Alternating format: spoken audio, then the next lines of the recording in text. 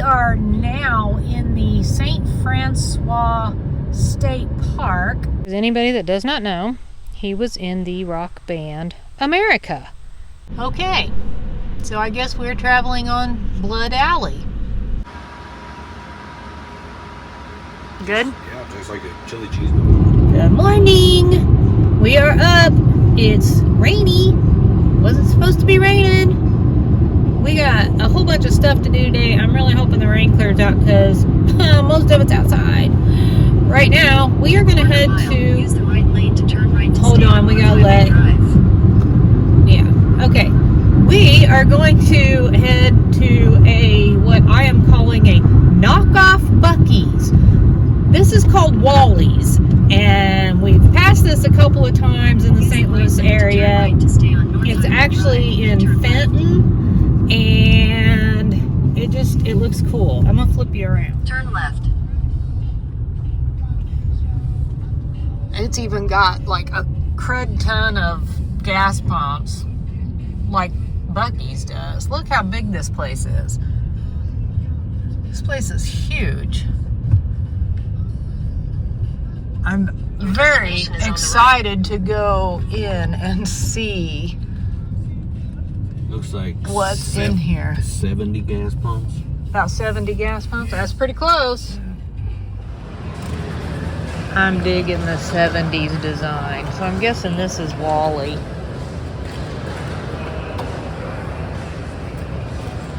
Yep, he's a plush Wally bear.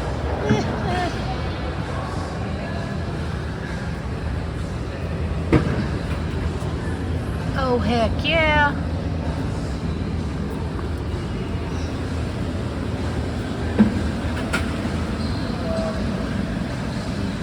It's a Winnebago. Okay, Bucky's might be losing out here to me. That is so cool. Camp Wally Haha. Oh, those are cute. I just got a new mug with our HPC logo on it. Those are available in our store if you're interested. But if I hadn't, oh yeah, that's the logo.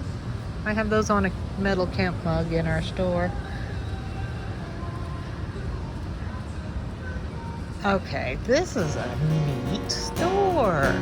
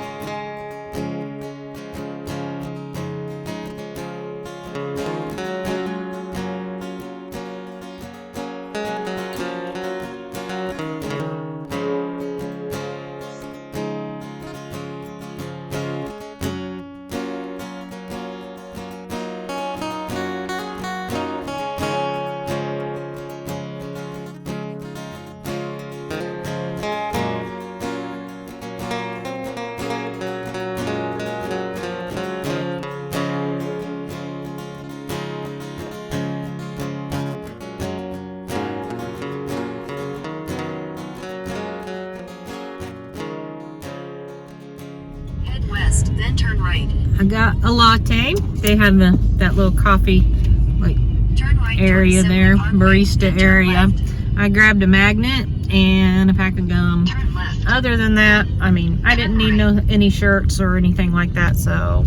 But they are very 1,000 feet. competitive, I would say, with Bucky's. And it's funny because as we're walking around, because I didn't really show a lot of that grocery section. It's the same stuff, jerky, things like that, chips. But their thing is popcorn, it seems like. You know how Bucky's has beaver nuggets, well, Wally's has flavored popcorns. So if you're a popcorn lover, we are not. Neither one of us are. And so we didn't get any popcorn, but yeah, if you like popcorn, they had several different flavors there. It's a neat stop. It's right off of, what is this highway? Is this I-44? Mm-hmm. It's right off of I-44 at Fenton, so if you're in the area, you might want to check them out. It's kind of fun. I like their 70s theme. I thought that was pretty cool. We got a whole bunch of stops today, so don't go anywhere. We're in a mausoleum. We're in a cemetery. Where are we? We're at Bella Reeve Heritage Gardens in Francois. If I said that wrong, I'm sorry. So this is Lou Brock. And Lou Brock was Fielder for the Cardinals, but started with the Cubs, ended up with the Cardinals. He's a Hall of Famer. Yeah, Baseball and player. inducted in 1985. Mm-hmm. And he had a 19-year career, and the majority of it was with the St. Louis Cardinals. So if you're a Cardinals fan, or just a baseball fan in general, there you go. Now we have one more person to visit here in this cemetery, but we gotta go find him. And he may be a little more well known to most of you. Well, this second one was a pretty easy one to locate. It's right by the entrance, the north entrance, I think it would be. And it's a pretty good sized little mausoleum. So, buried here, or interred here, is Chuck Berry. And for those of you who may not possibly, I don't know how you could not possibly know, Chuck Berry was like an iconic rock and roll musician. And probably one of his most popular songs was That'd be Johnny B. Good. Johnny B. Good. The one I know him for most is My Ding-a-Ling. That's probably one of my funny. It's funny, so I liked it. But there's a bunch of Oh others. yeah, we couldn't even probably stand here, and it would take too long to tell you, but probably was mostly I think revered for his guitar playing. yeah, guitar playing. Yeah, I like the guitar. I don't know if you can see anything in there. I see walls. Yep, I don't really see anything in there. I can't see much. So they don't actually put his name or his family name on the... Family name. Oh, well, yeah, I mean, any family members, individual, they're not listed. But yeah, so this is where he's at, though. Pretty nice. I believe he was a St. Louis native, wasn't he? Yeah, he may have been born in St. so. Louis. Yeah. I'd have to double check on that. Yeah. I'm pretty sure he was. Okay, on to the next.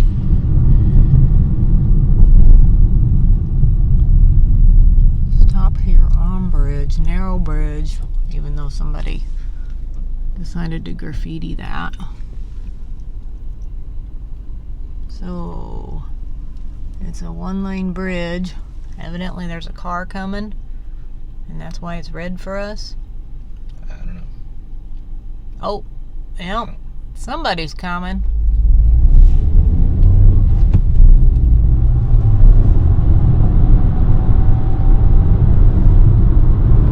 It's a green.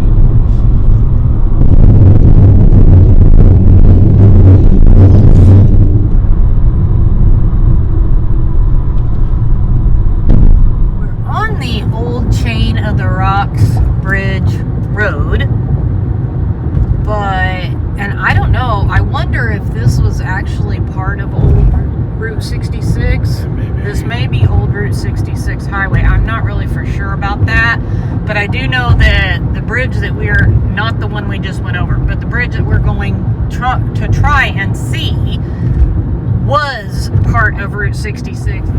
We could not get to it from the Missouri side, unfortunately. They have closed the parking lot to it. I'm not for sure why. So we are actually on the Illinois side, which was only a couple miles across the river. Well, there's the bridge. Let's see if it says anything specific about the actual bridge. Oh, it served as a crossing over the Mississippi River from 1936 to 1955. So actually it closed quite a long time ago. Way older than I thought.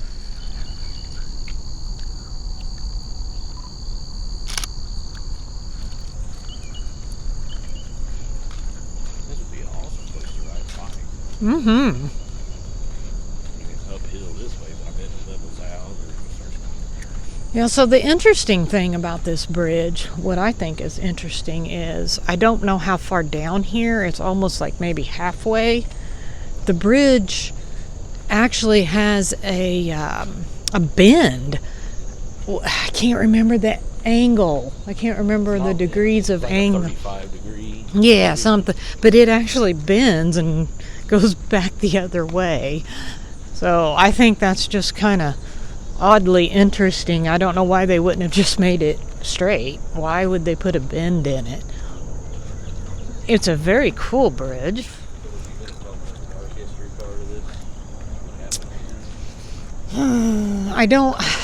Okay, so there is a story.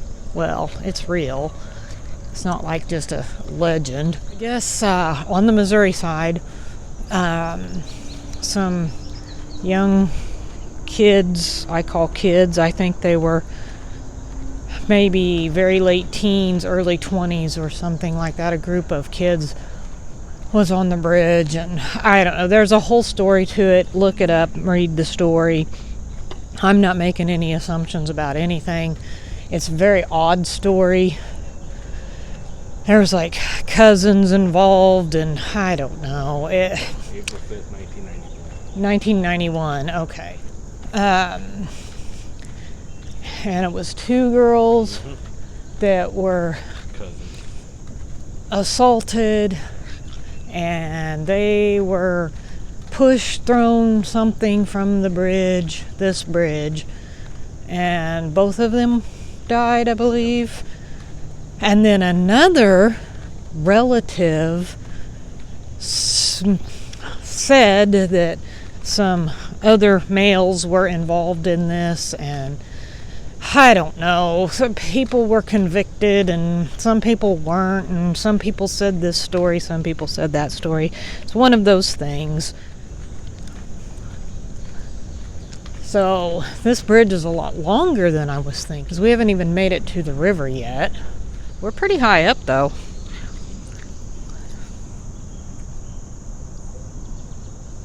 Look at the rapids. There are people out there. Yeah, it is. So there's a little... Jesse's looking it up. I can't remember what these things are. River castles. What is it? What are they for? They do something. There's a purpose for them. Okay, so they are water intake towers for city water. So there's another, like, really modern one back over there. So I wonder if that one's still being used. One of these they still work, but it's a backup in case the main one goes down. Okay, So and the other one is unoperational. The other one is non-operational. Okay. That's weird about those rapids and how that's right there. So do they have something there that's causing... Yeah, there's got to be like a a ledge. Yeah. But, And what's this round thing over well, here? I don't know, but what I'm more curious is, how do the ferries get down? They can't go through that. I don't know. Look at all that round stuff. There's people on that. Yep. I'll zoom in. I don't know if my peeps can see that. There you go. See, there's There's people out there on that little round thing. It looks like that might have been a building of some sort at some time. You can't see how it bends. So, Go up a tip here. you can see we're getting to a point where it's going to drop down. Well, if we're going to get up here just far enough, you might be able to see that it's bending. Jesse just noticed you can see the gateway arch from here. Now hold on, I'm trying to zoom in where it's at. I think I'm missing it. Oh. Where's it at? You see, it'll be on that side of the building. It should be right around in where my finger's at. Yeah. Yeah, just to the left of the buildings, the skyline thing there. So right here you can see right there the bridge bends and goes back that way. That is actually pretty cool. I've never seen a bridge do that. So I think that's kind of neat. Now we're not going to walk all the way over to the other side because the car's that way. yeah. Those are pretty neat though. Okay, well, I think we're kind of done here, aren't we? Let's. Yep, now we got to walk a mile back to the car. Yes. We decided to find this little parking area. This is those big round circle thingies that we saw from the bridge. And obviously there's the bridge. And down here you can really see that it actually does bend and go the other direction. That's pretty funky.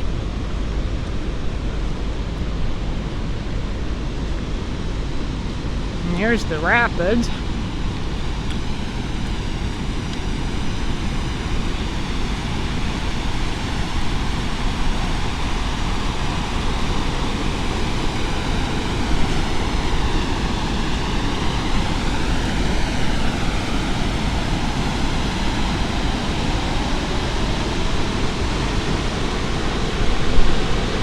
Found my notes.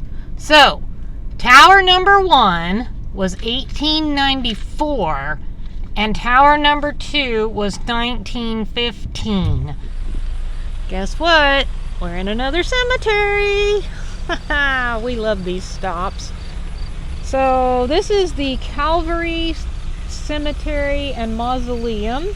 We are, well, I think the river's like right over there, right? Yeah, okay. So this was one of the stops. Tennessee Williams. I don't know if you can see that. The sun's in the... Let me get on this side. Get over here. There you go. Now you can see it. So, for any of you that do not know, Tennessee Williams was a playwright. On this side it has his actual name. The other side says Tennessee Williams. He wrote Cat on a Hot Tin Roof, The Glass Menagerie, Streetcar Named Desire, what was the other one? A Bird of Youth, and Night of the Iguana. And I'm sure others, but yeah, so he's, was very popular, very famous, and quite successful. So I thought it was very cool that he's buried right here in St. Louis, Missouri. And obviously he has some fans because people have left him things. Now, this cemetery is huge. There are 2 other people we were going to try to find in here, and we may look briefly, but we may not be able to find them. We weren't sure we were going to find Tennessee Williams, but he was kind of top of our list of people to locate. Well, we're being escorted out of the cemetery. No, we didn't do anything wrong. I guess they kind of did a oops, and somebody left the gate open. And so we assumed it was open. Well, it's not open. They are closed. They're doing some major maintenance. So they're closed for a couple more weeks. There's a lot of downed trees and stuff in the cemetery. So we're thinking, we are thinking that maybe they need to do some cleanup and stuff, and they had the mausoleum like open and looked like maybe they were possibly putting someone in, and I don't know. It's just, a whole thing, and so we got the Amscray. But Mickey Carroll was in the mausoleum, and he is one of the Munchkins from The Wizard of Oz, and I kind of wanted to see him. And Martine Bartlett is an actress. She played Sybil's mom in that movie Sybil, about, with Sally Field, the one that has all the split personalities. She's also in a Tennessee Williams movie. And anyway, we aren't going to get to see those people. So we're headed on to our next destination. The cemetery across from the cemetery we just got ousted from is the Bellefontaine Cemetery. My goodness, there's a lot of old cemeteries here. So I don't know what that is. We're not sure if that's like the little chapel, but that is absolutely beautiful. Yeah, that structure. Okay, so this was one of the people in the Bellefontaine that we weren't sure if we were going to find. This cemetery is so big too. We're not sure if we're going to find the people we were looking for. But this is Susan Blow, and she is a Missouri native that actually was the founder, creator, however you want to put that, of kindergarten. So you can thank Miss Susan Blow for putting your kids in kindergarten. That little adorable, awesome structure is actually the Bush Mausoleum. So that is Bush as in Bush beer.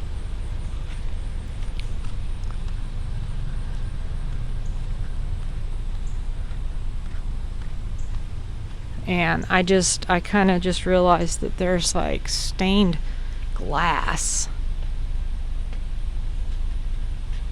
inside. Isn't that pretty? That's really neat. That's a beautiful mausoleum. Well, there's the Anheuser to your Bush. Pretty big, fancy, but there's a lot of huge mausoleums here, and I mean, I'm sure all of these people are probably of some sort of wealth. I don't know who they all are.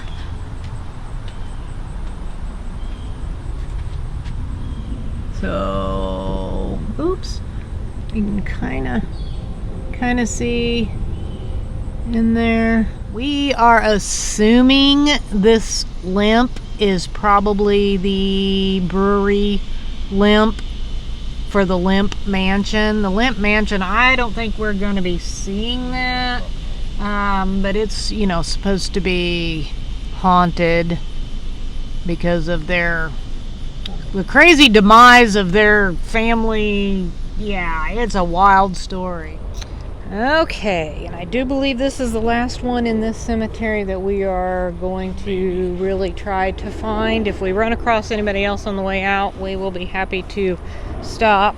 But so Jesse wanted to come and see Rush Limbaugh, and he is actually a Missouri native as well. Now, where was he born? Was he born in Cape Girardeau, or did he just live there as a child? I can't remember, but I think there's a Rush Limbaugh house, a home he lived in Cape Girardeau. I believe he passed from cancer. Yes. Yeah, he was a cancer victim. Brain, I believe. But if you don't know who Rush Limbaugh is, he is a conservative talk show host, and he rubbed a lot of people the wrong way. He actually had a television show for a while. Did he have a TV show? Yes, he did. Oh, okay. I'm sure he didn't have a lot of fans, but he also had a lot of fans. So, agree or disagree with him, he was still a famous dude, and so we wanted to stop and visit his resting place. We are in the St. Peter's Cemetery, and I'm trying to talk a little quietly. There's actually a funeral going on just up this hill, and I'm not going to turn the camera because I'm not, right now where we're standing, I don't think they can really see us, and we're going to keep it that way because we want to be respectful. And I don't really have much to show you anyway. I am going to zoom in. If you can see, now, not these two stones here, but the next two right up above that. If you can look right in front of those two, that little twin stone, there's some flowers. And that should be marking the grave of William Willie Lyons. So technically he has an unmarked grave, but I guess someone must come out and add flowers to that spot, that area. Okay, so here's the story of William Willie Lyons. He was an American folk figure. He was killed by a man named Lee Shelton on Christmas Eve of 1895 at a saloon on 11th and Morgan, which is now Delmar, in St. Louis. Lyons and Shelton were actually friends, but something caused an argument between them, and the altercation resulted in Shelton shooting Lyons. The incident became immortalized in the song Stagger Lee. So if you know that song, and I know of the song, it's actually a very popular song, and it was sung by Lloyd Price, I believe it was. I think that's kind of interesting that this gentleman from 1895 is immortalized forever in a song. We are checking out this cathedral because, holy moly, this thing is gorgeous. Would go inside, but yeah, I think we just kind of want to get pictures and get moving. Got another bigger stop to make, a more time-consuming stop. Just show this cool graffiti wall. I don't know if this is the one Johnny told me about, but it's really cool.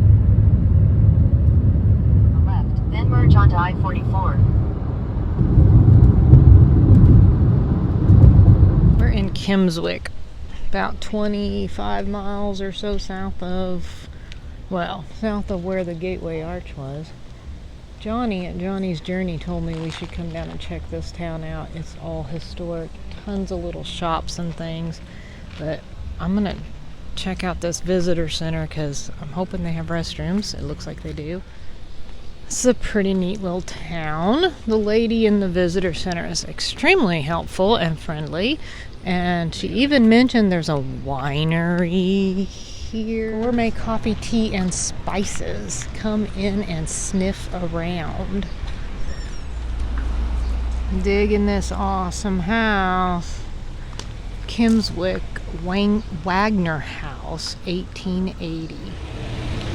So there's another old house that's turned into a little boutique.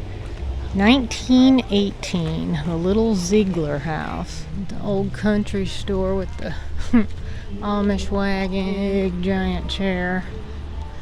Found the winery. It's La Chance Winery. I like the whole log cabin looking thing, which just says the Kimmswick, the old house, origin 1770. Wow. There's another old house. That one says 1840. Looks like you can go into it. That's pretty cool. This is the City Hall, 1903. Well, this is definitely a neat little town. I didn't buy anything. Jesse's probably okay with that. Yep. What? You want to go sit on a bench and look at the river view? Sure. Okay. I found one. It's right over here. I can't see the river. Stunning. Can you see the river? That's so beautiful. What a stupid place for a bench. It's time for dinner. Gonna make some dinner. I'm making waffles. but I'm also making chicken. So we're gonna have chicken and waffles. So I'm gonna use the little toaster oven we've got, and I'm gonna put these chicken strips in, and I'm gonna get those cooked first because they're gonna take a lot longer than the waffles, and then I'll just pull them out and cover them, and we'll keep them a little bit warm, hopefully, and then I'll do the waffles. Well, those aren't exactly strips. It says strips. Well, that one sort of is.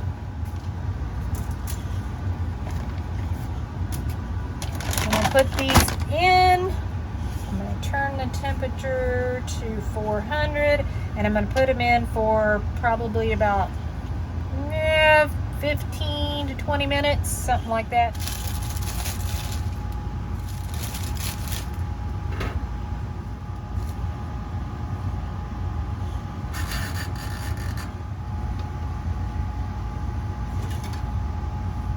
A little hot.